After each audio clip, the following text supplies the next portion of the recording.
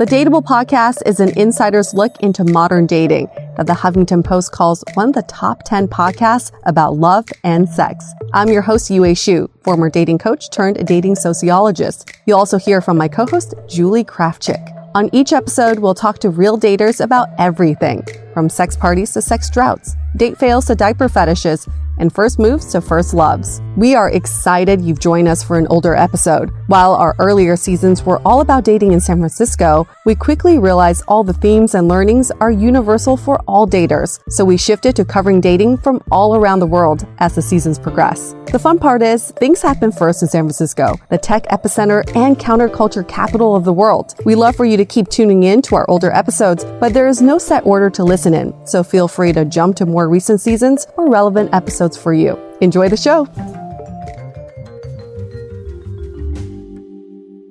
I was so excited to get my shipment from Last Bottle Wines in the mail the other day, full of incredible red wines, all from Napa Valley. I love wine tasting, so having this to my door couldn't be happier. Also, couldn't be more excited that today's episode is brought to you by Last Bottle Wines. If you don't know already, they're a Napa-based online wine shop with a twist. They offer just one handpicked wine per day until it sells out, and they're always at incredible prices. We're talking 30 to 70% off retail. And the best part is that there's no subscriptions, no fees, and no minimum purchase. And I could not be more excited to bring this offer right now because they're having a marathon sale, which is coming up March 28th and 29th. Even better, we're offering Dateable listeners 10% off your first order with code DATEABLE. So if you are a wine lover like me, this is a great time to join. And did I mention that shipping is 100% free? So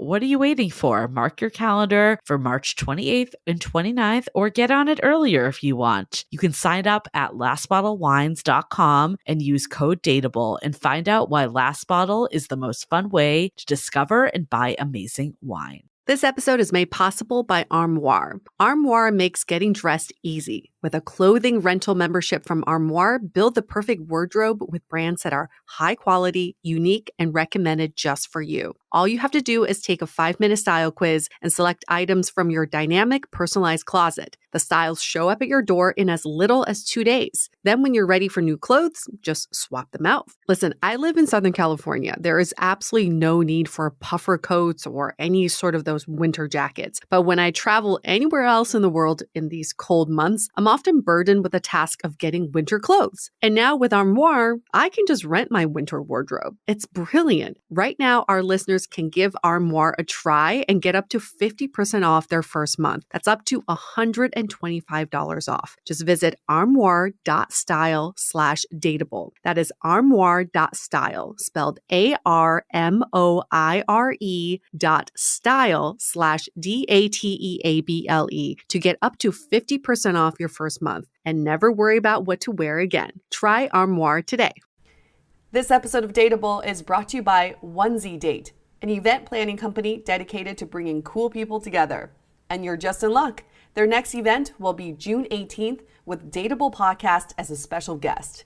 We will be recreating the dating game live on stage. Get your tickets today by searching the words Onesie Party on Eventbrite or by going to our website at dateablepodcast.com. Hey everyone, welcome to another episode of Dateable, a show that opens up a candid conversation about dating in San Francisco. And that very beautiful, lovely... You always say I have a beautiful, lovely voice. Will you just tell me I have an ugly voice for once? Listen, that voice that you just heard that was like really hard on the ears, unfortunately, I'm sorry to say everyone, that was my partner Yue. And that very creative introduction of my terrible voice is Michael Vargas. Did you notice my voice is back though? Yay! I'm no longer Marge Simpson. So for those of you who are listening, you can't see this, but we have a full house in the studio right now. We have a lot of people watching and listening. You may be hearing like just a little bit of commentary from people left and right. So on each episode, we dissect a dating story, and that little giggle you just heard comes from our friend Xavier. Hey, Xavier. Hey, everyone. What is your dating story? It starts when I was hanging out with my ex-girlfriend, actually. She made me promise to do something without talking to me about it.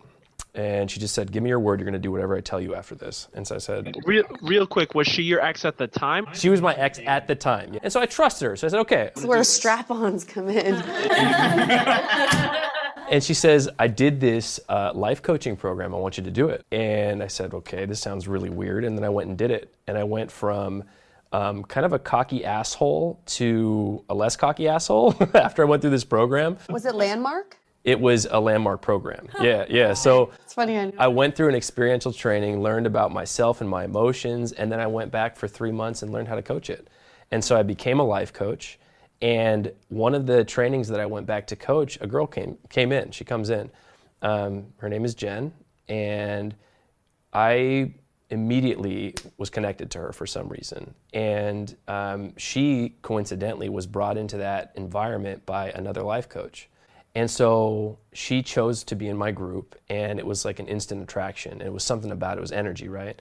And she would, it was weird, like I'd be watching her and she would tell me later that she could feel me watching her. It was one of those things. It was very weird. Agreed. I knew her for a week in person, that was it. And I felt really connected to her, so we stayed in touch. A week later, she moved to China. And her boyfriend, who was the other life coach, was gonna move with her. Oh, she had a boyfriend. Yeah, they were together. And this is another guy that was my peer.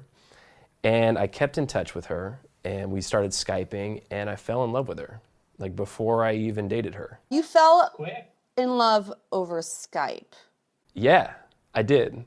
Without ever having touched her? Yeah, without ever having dated her or been in a private environment with her. And for me, it was that after my last relationship and after having learned the tools and skills that I did, I decided that I was gonna go all in. When I found the right thing, I was gonna go all in, and I wasn't going to hold anything back. I was gonna put my heart on the line and see what happened. I tell her this over Skype, and I told her, like, listen, I'm falling in love with you, and this can't keep going. Like, I can't be your friend. It's one or the other, and you're with this guy, so you gotta decide. And the next day, she called me and said she broke up with him. And so the day after that, I decided to move to China. I'd quit my job here. I was working for a big consulting company. And I put a notice. I said, I'm just going to do this. I'm going to see what happens. Wow. Which, by the way, is uncharacteristic of you. Yeah, I'm always the guy. That's Xavier's sister talking right there. He always had a direction in his life, and so for him to take such a divergent turn was... It was crazy. The family thought I was crazy. Yeah, our family Right. The life coach going off course, basically. Yeah. All right. Interesting. But at the same, tone, I was following my heart for the first time in my life. And I decided just to go for it. So I decided to move to China. Where in China? We were going to move to Beijing, but to Shanghai, we ended up moving to Beijing. The first day I get there, 2 months later, after not having dated her, we move into her uncle's house with her family there together on day one. I know, this is, it gets better. So we move in on day one together, and we realize that the same thing you'd expect to realize, we're very far apart from where we thought we were, obviously, right? But we were already all in. Both of us were all in. And my thought was, if two people can go all in and get committed to each other from the start, then it can work. Like, regardless of who they are and where they come from, like, you can make that work if you're committed, right? Completely agree. Completely agree. That's what a commitment is. That's what I thought.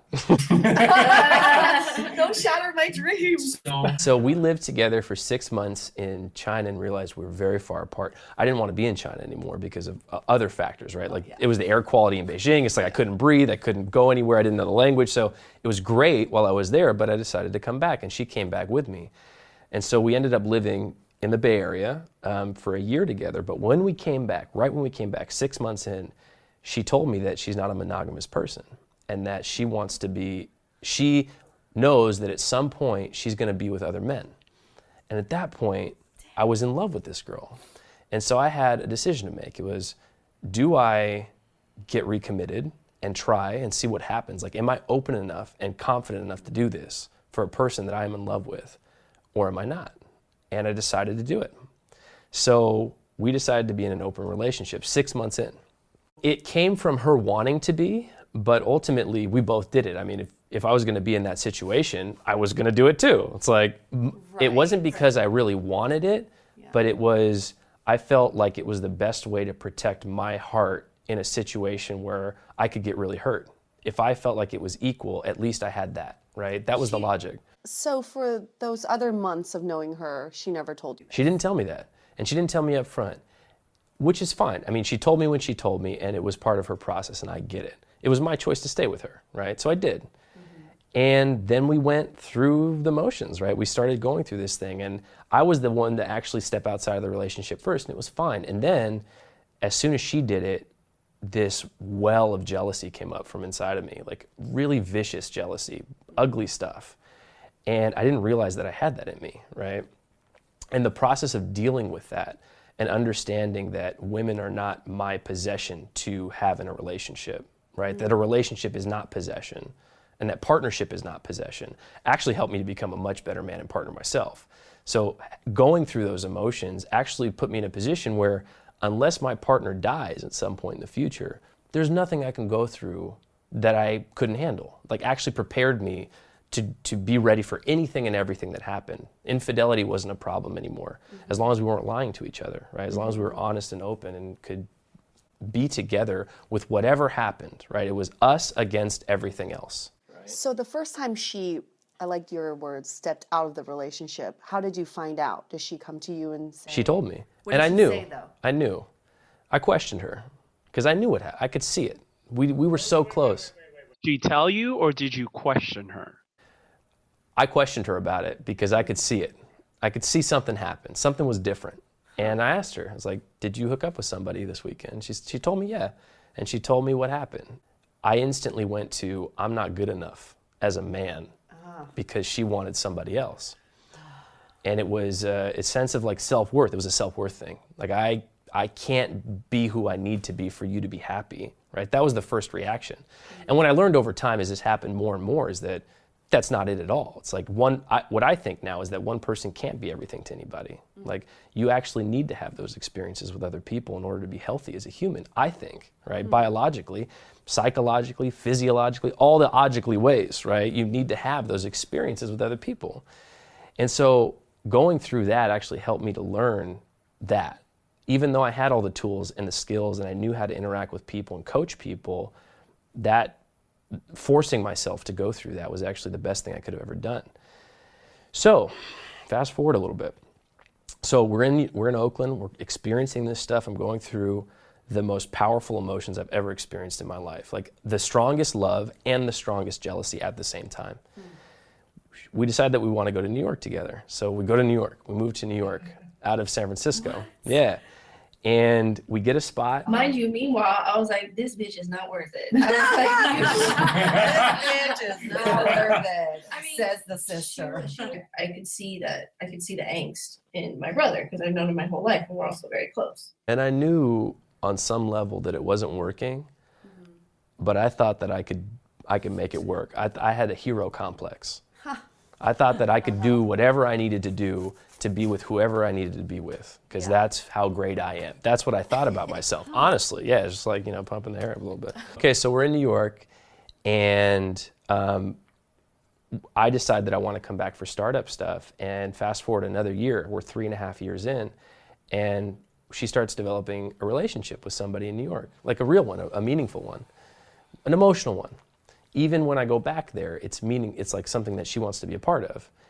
And I realized at that point that first of all, I'm not polyamorous. I'm capable of adapting, but the emotional bond is so important to me that was like the ultimate violation of partnership. Yeah. And I realized my boundaries.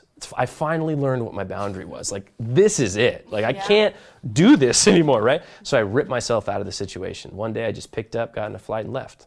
That was it. All my stuff was there. We had an apartment together. We had a life together. I left. And I went into the deepest heartbreak that I've ever experienced, like really strong, depressing heartbreak.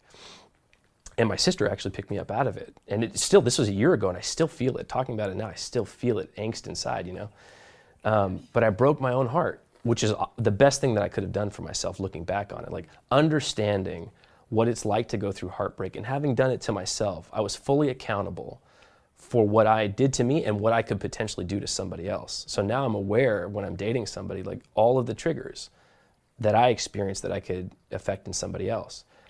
And so now I feel like I know exactly what I want, which is the best thing that could have happened out of the situation. But it took stretching myself in every which way to figure that out. And so now I'm a year out of that relationship, still in love with her, still love her, but capable of loving somebody else. Do you guys still talk? Yeah. Why? Because I want to be friends with her. Why? Because I still care about her as a person. Why? Because she was an important part of who I've become. She helped mold me into who I am. And she knows me as well or better than anybody else in this world. And so if I can have another ally, a female ally, that would be honest with me and check me on my future relationships. Did she do that? She not yet, but I think she can. I have faith in her. And maybe she won't. Maybe she won't. But I still think that but see, so my ex-girlfriend before this, we're at that level now. It's 6 years removed, and she is like a sister to me. So you convert ex-girlfriends into sisters. Are you an ex-girlfriend? No, but You're a stubborn man. Yeah. What's your sign? Libra. Oh, okay. Did you guys set boundaries in the beginning when she said, I'm not a monogamous person? Yeah. Be honest. That's it. It was be honest and be careful. Like protect yourself. Okay. Don't bring up STDs or kids. Nothing in the house, no diseases, and be honest. But did she ever warn you that she could possibly enter into an emotional relationship with someone else? She did. And I didn't know what that meant. And I didn't know if I could handle it. At that point, I was just processing like, okay, well, you're going to fuck other guys and maybe you'll like them. Okay, well, we'll see what happens, right? And I didn't know what I could handle because I'd never tried it before. What do you really see yourself doing about this relationship like 3-5 years from now? Like in the end, do you think that this is really going to benefit your future relationships? This is not an ex-girlfriend. This is a huge influence on my life. It's like I'm not letting go for a new person that I don't know. And it's not that I can't love somebody else. I'm ready to be in love with somebody else. But are you? I guess that's a bigger question. Are you really ready to be in love with someone else? I'm trying to be centered on what happened. So you're still processing, I feel like. Yeah, definitely. You were in this relationship for years, and I know for me, I was with someone for 2.5 years, and it took me about 2.5 years for me to actually move on from it, really. Yeah, she's still in my heart, and I get it. So I know that you brought up a comment, and I agree with this, that not one person can be everything to you. Oh, yeah, I like that one. Yeah, but a lot of times people find that in friendships and other people that aren't necessarily sexual. I am a very sexual person. We both are. We're born from heathens. Our parents are just complete, yeah. They're the worst. Right they do. now. They really do. And now that we're adults, they tell us about it. We're like, wow, that's even worse than us. So gross. It's a lot. Apparently, your sexual behavior is passed down through genetics. Yeah, clearly. yeah. I mean, Greek. So for me personally, and I think it's the same for her, I want to have sex with more than one person for the rest of my life. I can be emotionally committed and physically committed, but at some point, I know that I'll be attracted to somebody else. I think that's just being a man. Maybe it is. Well, the idea of being attracted versus the idea of actually doing something about it. I'm curious as what are your thoughts on that? For me personally, I'm okay. What I figured out about myself in this last relationship is I'm okay with somebody having sex with another person. I'm okay with my partner having sex with other men. It triggers something in me, but it's not violating what I see as partnership. Okay. So like I actually think it's healthy for me to have my partner doing that and me to do it as well. But the emotional relationship, like having multiple emotional relationships, is out of bounds for me. So I don't know if it's possible to have one without the other, but I know that those are my boundaries. So I tend to be a monogamous guy anyway, and I'm completely happy with that. And I think at some point, maybe 25, 30 years down the line, maybe we'll get to a point with my partner that we decide that we want to be with somebody else. And like the idea that somebody is open to that is important to me, but not necessarily that they're looking for it. One of the things that you really confirmed for me, which is when a guy loves a girl, when a guy loves a woman, he will do anything for her. He will move mountains for her. Heart wars for her. The second, not issue, but like the second thought that I'm still processing is, one thing is like, we can't judge other couples because you have no idea what happens behind closed doors. You are in like a very complicated relationship still. Even if you're not physically with her, you're still somewhat with her, intertwined with her. My friend Michelle has something to say. I'm just curious, you were talking about if you love, if a guy loves a girl, he'll do anything for her. Now you're looking to fall in love with somebody else. What if that somebody else says to you, if you love me, you'll stop talking to her? Ooh. Nice. Good question. I think, so there's two things. One, if I fall in love with somebody else, this is going to fade for me. I know that because it's happened before in previous relationships. So that's one thing. Second is I'd question the premise. Like, what about this is bothering my partner? Like, where is it coming from? Is it a jealousy thing? Do you trust me? Like, if those issues aren't a problem, then yeah, I love you. If it's not about jealousy and trust and anything between us, I'll do whatever I got to do because I'm in love with you, right? And this is in my past, and I love her, but I don't need to talk to her anymore because you're my partner. But I'd want to make sure that it was coming from the right place. Is it that you would fall in love with someone and then this relationship would fade? Or do you have to let this relationship fade before you can actually fall in love with someone else? I've had this conversation with a couple life coaches, friends of mine, close friends, and I don't know. I mean, I think this is going to fade naturally. I think until I meet somebody that I'm really excited about, I'm going to hold on to love that I have, the last love that I have, because I'm a lover. I'm a person that loves deeply. And so I want to be in love with someone, and that's the closest thing that I have. You rather love someone who's no longer physically with you than not love anybody at all. Yeah, and even with my exes previously, I still love them. I'm not in love with them, but they still come to my house and hang out with my family on Christmas. Like, we bring them into the family. You prefaced this in the beginning with saying that you did kind of this life coaching, this really, it sounds like emotional work. And so I'm curious is how much did that influence this? Do you think that was something that really allowed you to be more open to a situation like this? Or were you already that type of person? Like, what was the influencing factor for you? I was definitely not that person before I did life coaching. Not at all. It would have been completely cut off as soon as she told me that. That's exactly what I was hearing. I was hearing before, basically, you were a bro. Yeah. You were a bro to the 9th degree, and then you had this work, and then it kind of opened up something for you. It sounds like you were someone who's very much of a lover, and then you just like swing the pendulum all the way to the other side and move all the way to another country for this girl. Right. Yeah. What are some of your goals, your relationship goals now? What are you hoping to do this year? So I'm dating a lot. Okay. Because I want to meet new people and see what works for me. I'm looking for somebody that brings out the best in me, and I know what that is because I have my sister and I have my best friend. Those are my boundaries. They bring out the goofy little kid that's fantastic, right? And so these guys are confident, empathetic, funny. They're ambitious in what they're doing. Critical. Smart. She'll let you know. Okay, I'm gonna say this to you. I've dated men like you. Have we dated? I don't know. Maybe we've dated. And there's a certain element that I think is really unfair. I know that the guys that I've dated who are like you, we have amazing dates. We bring out the best in each other. But there's always a level of disconnect because their heart is somewhere else. Yeah. All right, now I got to defend him because if you're really willing to give your all, then that means you accept for the person for where they're at. I mean, nobody's going to be perfect the minute you meet them, but am I supposed to just wait? Right. I think what you're supposed to do is if you really care about this person, accept it. And if you can't accept it, then that's on you, and then you can't be in that relationship. So I'd make this argument. Okay. I think a guy that's been through some of the things that I've been through and done the emotional development is more ready, even though my heart is in multiple places, than somebody who hasn't. Really? Yeah, because I have the capacity now. I have the capacity to love very, very deeply, and I know what it feels like, and I know how to get committed when I want to. So like when I meet the person that I'm into, everything else stops. Like I'm in, and I'm there, and I do whatever it takes because that's what I want to be with. Yeah, go ahead. But didn't you also just say that you couldn't be monogamous anymore? So I'm a monogamous person. I think biologically, we are supposed to be with other people. So I don't know. This is kind of a theoretical thing for me. I think that with the right person, I could want to be with them for the rest of my life, but I've been open up to the possibility that I could want that and potentially down the line 20 years be open to the idea that we could be flexible. Is that something you would drive though, or it became something aware to you because of her and she drove it?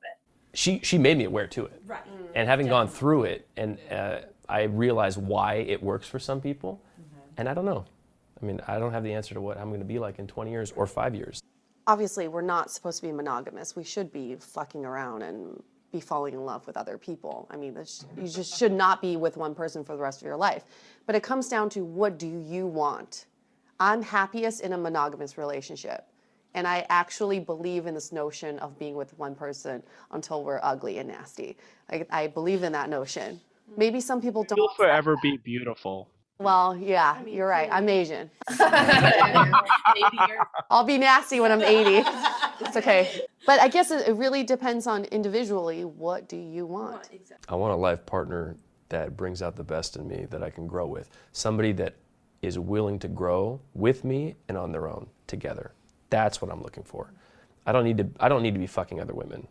Like, it doesn't matter that much. Like, I'll probably want to, but okay, I can get past that. It's not a big deal. Yeah. But like, somebody that makes me a better human is what I'm looking for. I do want to say this to our listeners at home. I know nothing about polyamory. Again, I want to learn more. So if you're in a very healthy polyamorous relationship, or you're in a healthy polyamorous lifestyle, love to hear from you. Question of the day. I have a question of the day from Justin. He says, I'm a serial monogamist to a point where I don't even feel comfortable when I'm single. Is this a problem, and what should I do about it? If you're not comfortable when you're single, how can you be comfortable in a partnership? You got to be whole. I think that, yes, you need to be comfortable with yourself, and you can really discover yourself with other people. True. Yeah. So I think that, I mean, that's like a big reason why we as a society come together, is because we grow and we're able to do much more because of the relationships in our lives. And I think that's a big part of discovering who you are, because it's influence and inspiration and just new ways of being. If you have an issue with, like, you feel like you are codependent on someone, first thing to do is go get friends. Go get a bunch of, if you're a guy, go get guy friends. If you're a girl, go get your girlfriends and spend time with them. Dilute the relationships that you feel like you need in your life. You know, one of the things kind of talking about earlier is no one person can be everything.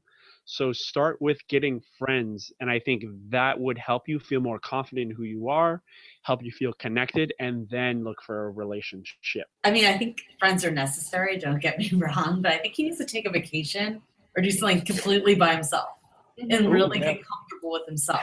Because he's always going to be dependent on someone, right? Like, if it's a relationship or not. Because in San Francisco, it's common for people to go, I'm going to go find myself, I'm going to go to Bali. It's just like every weekend someone's in Bali finding themselves. I just read this book called The Untethered Soul, and it's about the 5 physical senses that we have, and then thinking about thought and emotion as senses outside of self. So like the concept of what self is and how meditation can help you access an inner self that's behind everything else that you experience. So I would recommend reading that as a starting point, and then seeing how you feel.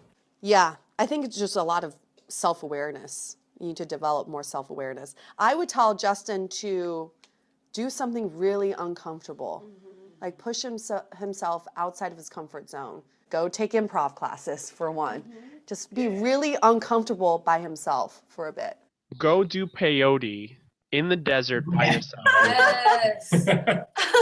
I would say go to a sex dungeon and get whipped. The Untethered Soul, The Journey Beyond Yourself is by Michael A. Singer, if anybody's interested. All right, guys at home, don't forget to submit your stories. And remember, we can always keep you anonymous because this is not really Xavier. And last but not least, Stay dateable. hey, whether you're a onesie, a twosie, a threesie, or a foursy, you should be coming out to the Onesie Date Party on Saturday, June 18th at the Makeout Room. Bring your friends or come make some new friends and expect a riot of a party. And did we mention, DATEABLE Podcast will be putting on a funny live performance of the dating game. Tickets are $20 for one or $30 for two, and they're running out fast. So get yours today by searching the words Onesie Party on Eventbrite or by going to our website at dateablepodcast.com.